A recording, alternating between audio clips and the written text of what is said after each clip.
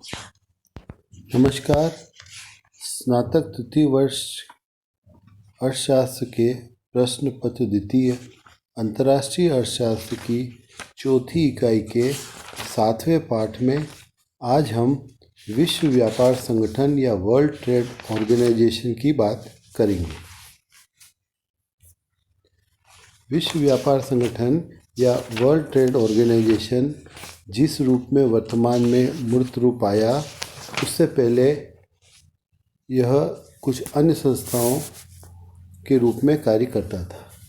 द्वितीय विश्व युद्ध की विभीषिका के उपरांत अर्थव्यवस्थाओं में पुनर्निर्माण तथा तीव्र आर्थिक विकास को नया रूप देने के लिए जुलाई 1944 में 44 राष्ट्रों के ब्रेटन वुड्स सम्मेलन में, जहां एक और अंतर्राष्ट्रीय मुद्रा कोष IMF, विश्व बैंक, वर्ल्ड बैंक तथा संयुक्त राष्ट्र संघ या UNO जैसे महत्वपूर्ण अंतर्राष्ट्रीय संस्थाओं की स्थापना की, वहीं दूसरी ओर अंतर्राष्ट्रीय व्यापार में वृद्धि हेतु विकसित एवं विकासशील राष्ट्रों में मनमाने व्यापार प्रतिबंधों को हटाने एवं प्रशुल्की प्रतिबंधों को कम करने के लिए एक अंतर्राष्ट्रीय व्यापार संगठन ITO इंटरनेशनल ट्रेड ऑर्गेनाइजेशन की स्थापना का भी प्रस्ताव आया, लेकिन अमेरिका की सीनेट में अंतर्राष्ट्रीय व्यापार संगठन का विरोध होने के कारण उसकी स्थापना न हो सकी। इसके पश्चात 30 अक्टूबर 1947 को विश्व के 23 राष्ट्रों ने, जिसमें भारत भी था, एक समझौते पर हस्ताक्षर कर सीमा शुल्क और व्यापार पर सामान्य समझौता GATT general agreement on trade and tariff की स्थापना की। इस समझौते का उद्देश्य सदस्य देशों में स्वतंत्र व्यापार को बढ़ावा देना था। यह समझौता 1 जनवरी 1948 को लागू किया गया। GATT या इस समझौते के अंतर्गत सदस्य देशों ने 8 सम्मेलन किए, जिनमें सदस्य देशों ने आपस में सीमा शुल्क कम करने के द्विपक्षीय समझौते किए, जिससे कि उन देशों में व्यापार में वृद्धि हो सके। लेकिन अंतिम सम्मेलन में विश्व व्यापार संगठन WTO की स्थापना के लिए एक विधिवत प्रस्ताव पारित किया गया। प्रारंभ में इस सम्मेलन में सदस्य देशों के बीच गहरे मतभेद थे, लेकिन धीरे धीरे वे मतभेद कम होते गए, क्योंकि इस चक्र में 8 वर्ष लगे तथा अंत में 15 अप्रैल 1994 को सभी 123 देशों के प्रतिनिधियों ने इस पर हस्ताक्षर कर दिए, जिसके फलस्वरूप 1 जनवरी 1995 को विश्व व्यापार संगठन या WTO वर्ल्ड ट्रेड ऑर्गेनाइजेशन की स्थापना हुई। इसका मुख्यालय जेनेवा, स्विट्जरलैंड में है। भारत पूर्ववर्ती GATT तथा विश्व व्यापार संगठन दोनों का ही संस्थापक सदस्य रहा है। GATT के अब तक 8 सम्मेलन 1947 में जिनेवा में, 1949 में NAC में, 1951 में टर्की में, 1956 में पुनः जिनेवा में, 1960-61 में जिनेवा, 1964-67 में जिनेवा कैनेडी चक्र, 1973 से 79 तक जिनेवा टोक्यो चक्र तथा 1986 से 1994 जिनेवा यूरुग्वे चक्र रहा। इसके पश्चात विश्व व्यापार संगठन मूर्त रूप में आया। विश्व व्यापार संगठन के जो उद्देश्य हैं वो इस प्रकार हैं। पहला, सदस्य राष्ट्रों के जीवन स्तर में सुधार करना। दूसरा, प्रभावपूर्ण मांग में वृहत स्तरीय व ठोस वृद्धि द्वारा पूर्ण रोजगार की प्राप्ति करना। तीसरा, वस्तुओं के उत्पादन एवं व्यापार का विस्तार करना। चौथा, सेवाओं के उत्पादन एवं व्यापार का विस्तार करना। पांचवा, विश्व में उपलब्ध संसाधनों का अनुकूलतम उपयोग करना। छठा, सुस्थिर विकास सस्टेनेबल डेवलपमेंट की अवधारणा को स्वीकार करना। सातवां, पर्यावरण की सुरक्षा एवं संरक्षण करना। आठवां, विकास के वैयक्तिक स्तरों की आवश्यकता के अनुरूप निरंतर चलते रहने के साधनों में वृद्धि करना। यहाँ उल्लेखनीय है कि विश्व व्यापार संगठन के प्रथम 3 उद्देश्य गेट के भी रहे हैं, लेकिन इस संगठन ने इन 3 गेट के उद्देश्यों के अतिरिक्त 5 अन्य और उद्देश्य लिए तथा इसके गुणों में भी अंतर है।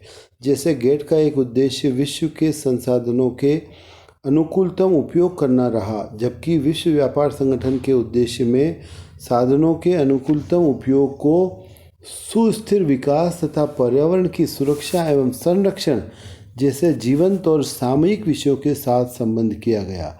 इतना ही नहीं, विश्व व्यापार संगठन की प्रस्तावना में विकासशील देशों, विशेषकर कम विकसित देशों के लिए ऐसे सकारात्मक प्रयासों की आवश्यकता प्रतिपादित की गई जिनके फलस्वरूप उनकी विकासात्मक आवश्यकताओं के अनुरूप अंतर्राष्ट्रीय व्यापार में उनकी सहभागिता की पर्याप्त वृद्धि हो सके। अतः विश्व व्यापार संगठन के उद्देश्य गेट के उद्देश्यों से अधिक व्यापक, सार्थक एवं प्रभावी है।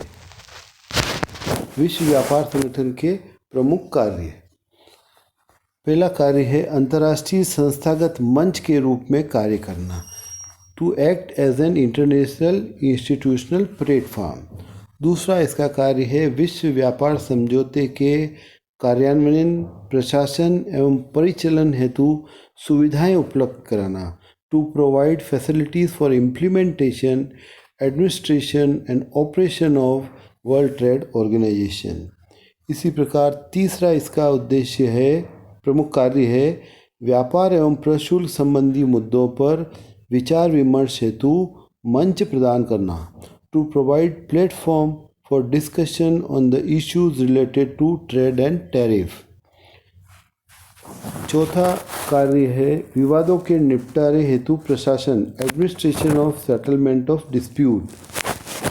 पांचवा इसका कार्य है व्यापार नीति समीक्षा तंत्र के प्रावधानों को लागू करना, to implement the provisions of trade policy review mechanism.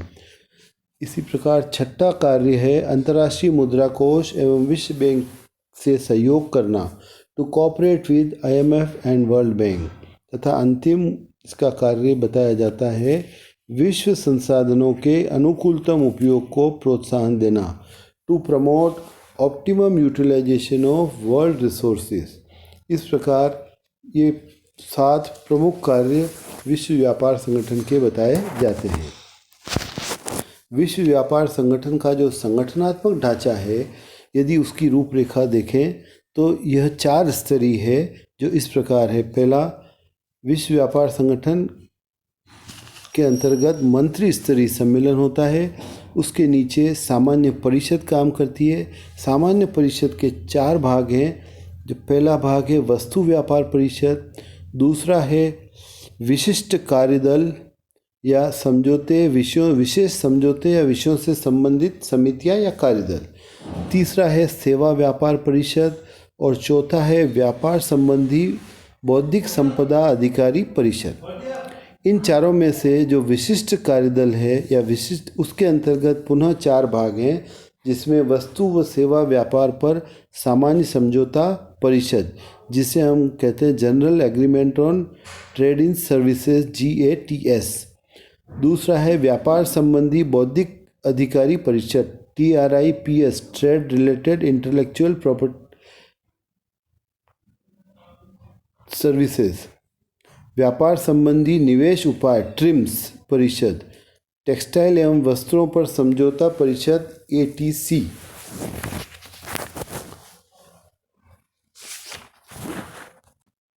Bharat एवं विश्व व्यापार संगठन। भारत गेट तथा विश्व व्यापार संगठन दोनों का ही संस्थापक सदस्य रहा है तथा विश्व व्यापार संगठन में तो भारत की भूमिका अत्यंत सक्रिय एवं प्रभावी सदस्य राष्ट्र के रूप में रही है।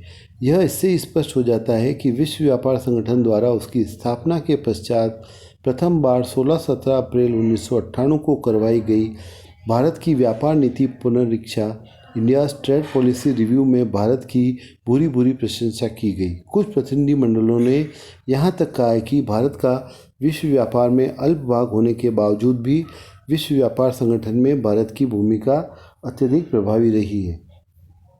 विश्व व्यापार संगठन में भारत को जो लाभ बताए जाते हैं विश्व व्यापार संगठन के बनने के पश्चात, जो भारत को संभावित लाभ बताए गए थे, कुछ लाभ इस प्रकार हैं। इसका सदस्य होने से मुक्त व्यापार नीति व व्यापारिक प्रतिबंधों में कमी के कारण भारत के विश्व व्यापार में हिस्सेदारी बढ़ेगी, जिससे यह अपने अप्रयुक्त प्राकृतिक एवं मानवीय संसाधनों का अनुकूलतम उपयोग कर देश में उत्पादन, आय, रोजगार एवं जीवन स्तर में वृद्धि कर सकेगा।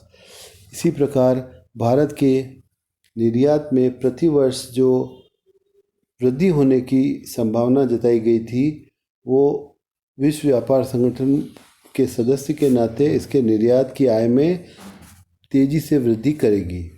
इसी प्रकार जो लाभ दूसरा बताया गया था, विकसित राष्ट्रों के बाजार भी भारत को मिलेंगे। इसके अलावा तत्करों में कमी, कृषि पदार्थों पर आर्थिक सहायता में कमी से भारत की प्रतिस्पर्धात्मक शक्ति में सुधार संभव हो सकेगा। इस सब के फलस्वरूप भारत की विश्व बाजार में पहुंच पहले से अधिक और विस्तृत हो सकेगी। भारत में विदेशी पूंजी निवेश में भारी वृद्धि का मार्ग प्रशस्त होना बताया गया था। इसी प्रकार उन्नत प्रौद्योगिकी भारत में आएगी विश्व व्यापार संगठन का सदस्य होने के कारण। इसी प्रकार भारत की निर्यात आय तथा विदेशी विनिमय कोष में आशातीत वृद्धि की संभावना, विदेशी सस्ती और अच्छी वस्तुओं के उपयोग का सुअवसर भारत के लोगों को मिलेगा, जिससे उनके जीवन स्तर में सुधार होगा। पेटेंट कानूनों में छूट मिलने के कारण प्राकृतिक उत्पादों के पेटेंट की आवश्यकता नहीं रहेगी। इसी प्रकार वस्तुओं और सेवाओं के व्यापार से समझौते के मुद्दे के कारण देश को एक अंतर्राष्ट्रीय साझा मंच मिलेगा, जहां वह अपना पक्ष प्रभावी ढंग से रखेगा। विश्व व्यापार संगठन के सदस्य होने के नाते विवादों के निपटारे हेतु संगठन में शिकायत दर्ज कर अपना पक्ष प्रभावी ढंग से रख सकेगा। विश्व व्यापार संगठन के कारण भारत को जो संभावित खतरे उस समय बताए गए थे, वो इस प्रकार हैं। भारतीय बाजार विदेशी वस्तुओं के लिए खुले रखने के लिए बाध्य होंगे। ऐसी स्थिति में देश के आयातों में भारी वृद्धि की संभावना जताई गई।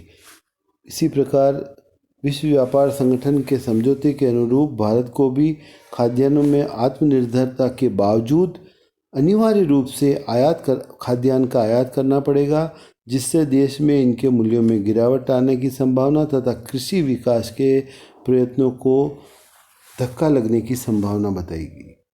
भारत को कृषि एवं अन्य क्षेत्रों में सरकार द्वारा दी जाने वाली आर्थिक सहायता में कटौती करनी होगी, जिससे एक तरफ देश का आंतरिक मूल्य स्तर बढ़ेगा, दूसरी तरफ देश की व्यापारिक प्रतिस्पर्धात्मक शक्ति में कमी होगी।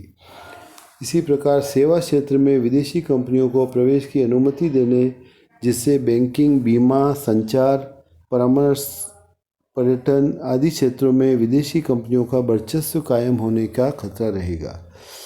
बहुराष्ट्रीय कंपनियों से कड़ी स्पर्धा का सामना भारत की कंपनियों को करना पड़ेगा। संगठन द्वारा व्यापार संबंधी बौद्धिक संपदा अधिकारी TRIPS ट्रिप्स की योजना के क्रियान्वयन के कारण भारत को कॉपीराइट, ट्रेडमार्क, पेटेंट राइट आदि के उपयोग के लिए भारी रॉयल्टी का भुगतान करना पड़ेगा, जिससे विदेशी विनिमय कोष का बहिर्गमन होगा। अनेक भारतीय उत्पादों जैसे बासमती चावल, हल्दी तथा अनेक कृषि उत्पादों व जड़ी बूटियों आदि का स्वहित में पेटेंट करवाकर भारत को नुकसान पहुंचाने के लिए कई देश प्रयत्नशील हैं।